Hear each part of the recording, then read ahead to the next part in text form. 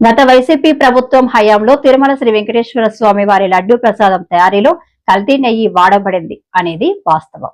కల్తీకి బాధ్యులైన అధికారులను, ఇతరులను కూటమి ప్రభుత్వం తప్పకుండా శిక్షిస్తుంది.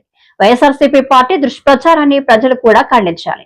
భవిష్యత్తులో వైఎస్ఆర్సీపీ పార్టీకి అధికారం లేకుండా చేయాలి అన్న Chodavaram Janasena party in charge PVSN Raju. ప్రపంచవ్యాప్తంగా శతాబ్దాల తరబడి అత్యంత ఆరాధించేస్తాం శ్రీ వెంకటేశ్వర స్వామి సాక్షాత్తు కలియుగ దైవంగా భక్తుల విశ్వాసాన్ని చూరుకొని భక్తులతో పూజలు అందుకునే ఒక పవిత్ర పుణ్యక్షేత్రం.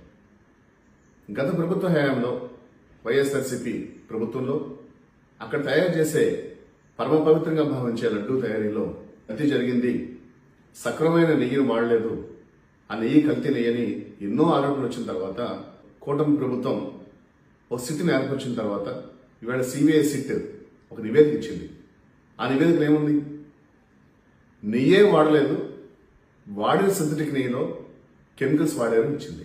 ఇప్పుడు వైసీపీ నాయకులు రాష్ట్ర వ్యాప్తంగా గుడుల్లోకి రోడ్ల మీదకి వచ్చి మేము చెప్పాం కదా అసలు కల్తీ లేదంటే, నెయ్యిలో కల్తీ ఉందా నెయ్యి ఉందా కాదు, అక్కడ రసాయనాలు వాడారు నెయ్యే వాడలేదని ఇవాళ ప్రూవ్ అయిపోయింది.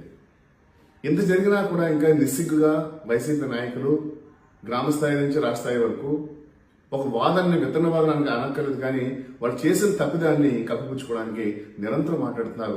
ఇది చాలా చాలా దురదృష్టం. నేను తీవ్రంగా ఖండిస్తున్నాను. నేను ఒకటే ఈరోజు చాలా గట్టిగా వైసీపీ నాయకులకి చాలా క్లియర్గా చెప్తున్నాను.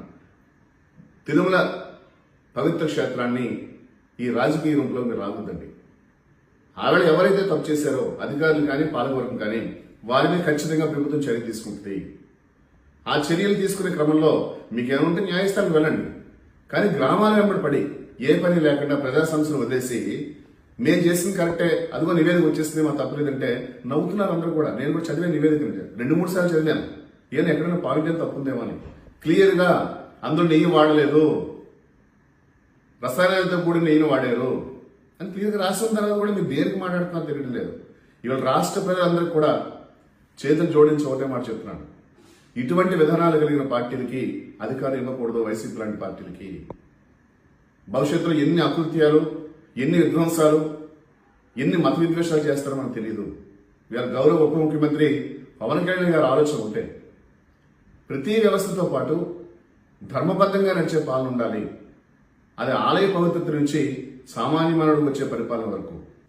సిట్ రిపోర్ట్ ఇచ్చినప్పుడు అంత క్లియర్గా ఎవిడెన్స్ ఇస్తూ పెట్టించినప్పుడు ఇంకా మీరు దేనికి హైరాణ పడుతున్నారో, ఏమి చెప్పి అనుకున్న ప్రజలు కూడా అర్థం కావట్లేదు. దీన్ని ప్రజలు ఖండించాలి. వైసీపీ పార్టీని బహిష్కరించాలి. సార్ ఖచ్చితంగా దీని ప్రభుత్వం కఠినమైన చర్యలు తీసుకోవాలని నేను కూడా మనస్ఫూర్తిగా కోరుకుంటూ ఆ క్రమంలో కూటమి ప్రభుత్వం ఒకసారి చాలా తీవ్రంగా శిక్షిస్తే భవిష్యత్తులో ఇటువంటి సంఘటనలు పునరావృతం కాకుండా ఉంటాయని నేను ప్రగాఢంగా విశ్వసిస్తున్నాను. మీ పివిఎస్ రాజు.